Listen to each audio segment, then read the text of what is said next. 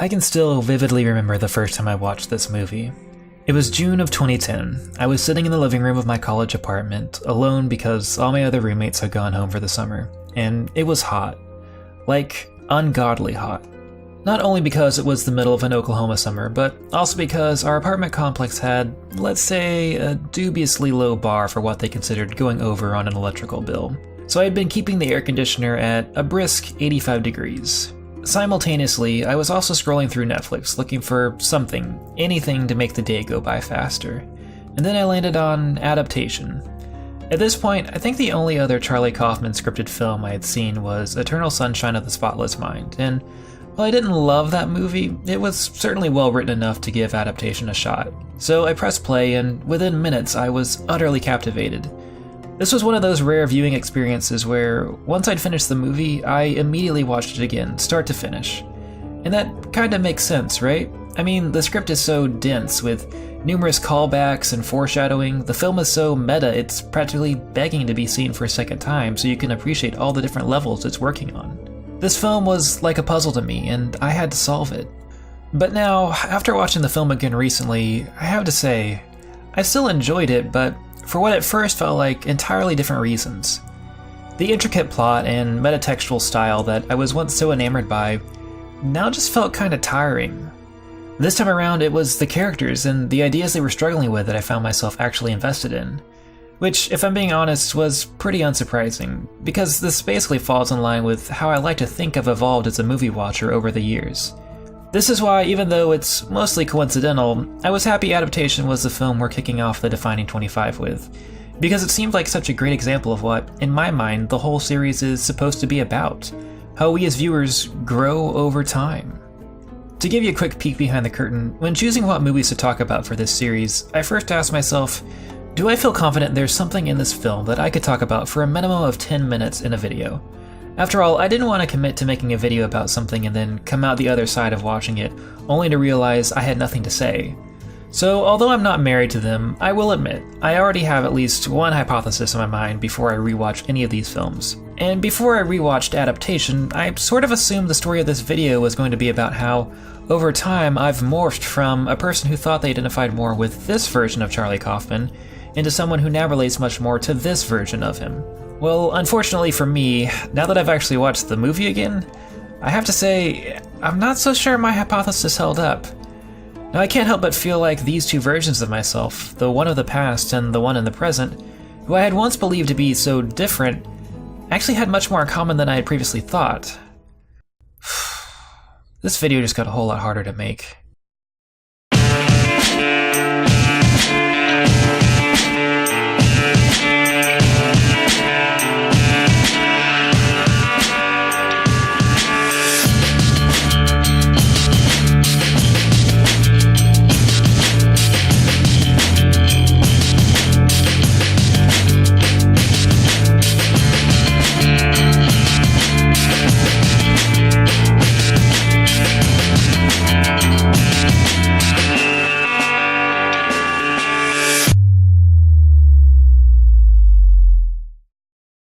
To give you a better idea about what the past version of me thought was so interesting about Adaptation the first time around, I need to take you back to that muggy apartment in central Oklahoma. One of the other things I did a lot that summer to pass the time was write. I was specifically working on expanding a short story I had written a few years earlier. It wasn't a particularly good story, it was a fairly generic tale about a high school student who wakes up after dozing off in the middle of class to find that time has stopped, and thus goes on a short journey to figure out what is happening.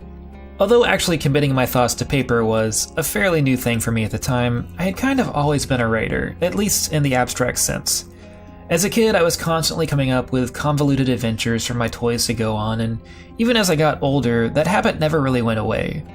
Whether it be during idle moments in a particularly boring class, or the long car rides home from school, or just laying in bed trying to go to sleep, my mind would frequently rework and add to the stories I had kicking around in my head.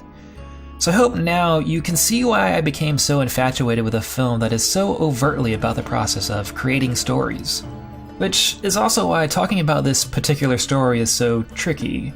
Because with this in mind, you would think the obvious character I would relate to would be this guy, the fictional Charlie Kaufman. But because of the very meta nature to the story, I basically skipped over this fake Charlie Kaufman and went straight to identifying with the real version of him. Because yes, while the frequent struggles with writer's block and social anxiety that Nick Cage Charlie has to deal with in the film was certainly relatable, that isn't the stuff that hooked me. What really interested me was the fact that someone could write a movie this good, conjure up something this complex. I so desperately wanted to be someone who could write a script that was so effortlessly genius. I idolized Charlie Kaufman, the real one, but there is a fatal flaw in the way I viewed this movie and its writer, something I never understood at the time, and that's the fact that both of these versions of Charlie Kaufman, both the real and the fictional, neither of them actually exist. I don't know the real Charlie Kaufman, and I never have. I never looked up any interviews, never watched any making-ofs or behind-the-scenes featurettes. Any thoughts or feelings I equated with the real Charlie were all just assumptions at best. This Charlie, my actual Charlie Kaufman, was just another character, one I created in my own head. Which is a common mistake we do as an audience anytime we interact with a piece that seems so specifically personal.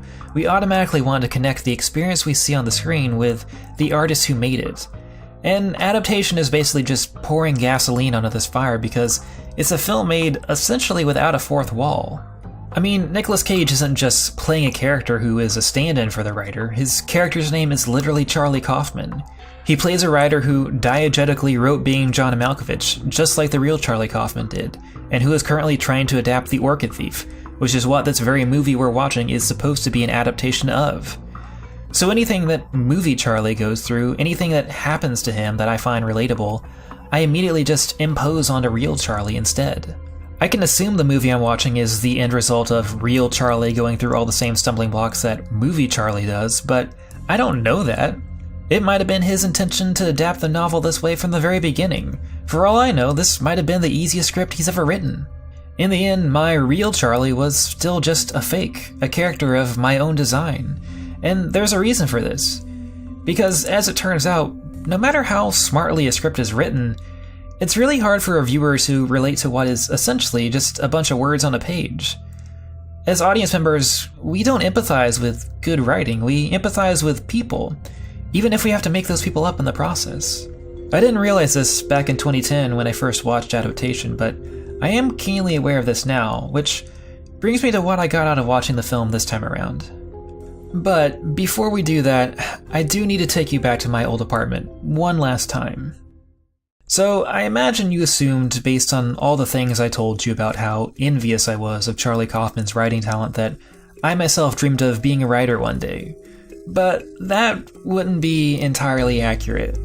Sure, writing was something I enjoyed doing, and if a genie magically appeared to grant me a wildly successful career as a writer, I certainly wouldn't have been upset, but I wasn't envious of Charlie Kaufman specifically for his ability as a writer. I was more envious of what I perceived as someone fulfilling their life's purpose. Let me explain. So, you know how when we're kids, a common conversation starter adults ask us is, what do you want to be when you grow up? Well, I never really had a good answer for that. And I think my inability to answer that question sort of subconsciously reinforced this other really harmful notion I had that everyone has that one thing that they were put on this earth to do, their dream job, their purpose. Basically the capitalist version of the idea that everyone has their one true soulmate waiting for them out there, and if you could just find that person, well then everything else in your life would just sort of fall into place. Whether it manifested in the form of an innate talent they were born with or just an unwavering passion, I always had this belief that everyone had a calling, a thing that they were best at. And here's the really insidious implied aspect that goes along with this line of thinking, that no one could ever truly be great at something unless it was their calling. And I so desperately wanted to be that person who could make something great. I wanted to find my purpose, what I was supposed to do with my life. That desperation, that yearning for meaning. That's the thing that really connected with me when I watched Adaptation this time. Both Charlie and Susan are characters who are struggling with accepting who they are as people. This time, when I watched the film, it was actually Susan's character that resonated with me the most. I suppose I do have one unembarrassed passion. want to know what it feels like to care about something passionately. Both characters are stuck bumping up against other people who are essentially their foils. In the case of Susan, she's consistently jealous of John's ability to dive headfirst into any obsession about virtually any topic, and then when the need arises to just completely throw that obsession away, and be okay with that, to not feel like a failure. I guess I'd just like to know how you can detach from something that you've invested so much of your soul in. I mean, didn't you ever miss turtles? The only thing that made your 10-year-old life worth living? Look, I'll tell you a story, all right? I once fell deeply, profoundly in love with tropical fish. I had 60 goddamn fish tanks in my house. I skin dived to find just the right ones. Anisotromus virginicus, Holocanthus ciliaris, Chaetodon capistratus, you name it. Then one day I say, fuck fish. I renounce fish. I vow never to set foot in that ocean again. That's how much fuck fish. That was 17 years ago, and I have never since stuck so much as a toe in that ocean. And I love the ocean. But why? Done with fish. There are so many things in my life that I've fallen in love with. Movies, music, games, sports, comedy, writing, psychology. I partially know how to play multiple instruments, started learning Japanese on 3 separate occasions. I've even learned how to write and edit videos for the internet. Yeah, I mean, even this thing I'm doing right now, that you're watching, could easily be seen as the latest attempt in a long line of failures to find that one thing I was born to do. To put it in the parlance of the film, this is my most recent attempt to find my own ghost orchid. Should one be lucky enough to see a ghost orchid, all else will seem eclipsed. The problem with all these obsessions of mine wasn't that I never really loved them in the first place. It was that the passion would always come and go. It was never a fire that consistently burned. I always wished I could be the kid who knew with absolute certainty that they wanted to grow up and be a doctor or a lawyer or whatever, and then went on to actually do that. Someone who found their ghost orchid. That's what I envied about Charlie Kaufman the first time I watched this movie. This was confirmation bias that no one could write a movie this good unless it was the singular thing they were born to do. And if writing or music or YouTube media criticism isn't that one thing you were meant to do, then why even try at all? But this way of looking at things, at life, now, I kind of think it's a lot like my invented version of Charlie Kaufman. I think it's false. Because, really, it's a pretty naive perspective. A lot of the people that we look up to as successful, they had to put in a lot of hard work to get as good as they are today. I've been frustrated by so many things because I wasn't instantly good at them, because I couldn't accept being bad at them. But that's also how we all start out with just about anything. Hell, it's not like I don't have first-hand experience with this. Go watch the first video essay I ever made over Shadow of the Colossus. While I think there are a few good ideas in there, it's mostly a pretty bad video. The audio quality is crap, my delivery's monotone, and just doesn't really have much new to say about the game. But for whatever reason, that doesn't really bother me anymore. I'm not sure if it's due to actually learning to be nicer to myself, or if it's just a matter of being worn down over time, but either way, I'm a lot more okay with letting myself be bad at something now. Or not even really that, I'm just more okay with letting myself be me. More okay with the idea that who I am right now is good enough. Which I mean is basically what Charlie is struggling to accept through the whole movie. His entire crusade to adapt the Orchid Thief that's causing him such stress and anxiety is just a result of him wanting to prove that he can write something other than a Charlie Kaufman movie. The book has no story. There's no story. All right, make one up. I mean, nobody in this town can make up a crazy story like you. You're the king of that. No, I didn't want to do that this time. He doesn't want to be pigeonholed as the guy who can only write wacky, cerebral movies. He wants to make something great. And yet he too is also envious of his narrative foil, his twin brother Donald. I admire you, Donald, you know? I spent my whole life paralyzed, worrying about what people think of me. And you're just oblivious. I'm not oblivious. No, you don't understand. I mean that as a compliment. He may not be the best at expressing it here, and let's also just ignore the part that comes after this little epiphany because it's, well, built around some really outdated gender dynamics, but what Charlie is eventually coming to terms with in this scene is the idea that he doesn't have to be a slave to the harmful ideas in his head. He gets to be an active participant in how he views himself, and he realizes that this person, his twin brother who earlier in the film he openly questions how they could be so different, are actually more similar than he thought. And this too is something I can relate to. This scene between Susan and John is basically the emotional core of the movie for me now, but when I first watched the film, I thought of it as completely inconsequential. Sure, it's a scene where the movie pretty blatantly just tells you what it's about, but it doesn't have any of those metatextual flourishes I was so fond of, so I ignored it. Or at least I thought I did. Now when I watch the film, as we get further along and the script continues to unravel and spiral in on itself, I find myself rapidly losing interest. By the time the end starts to ramp things up with all the gunshots, car crashes, and alligator chomps, all I can think about is how I missed the middle of the film when it was more a movie about characters and less a movie about writing movies. And at first, I took this as proof that I had changed as a person, I had gotten better, that I had grown over time. But after reflecting on this for a bit, I think this is another thing that isn't actually true. Like I said, I thought the aspect of the film I had been so infatuated with when I first watched the film was the writing, but that's only true in a very particular sense.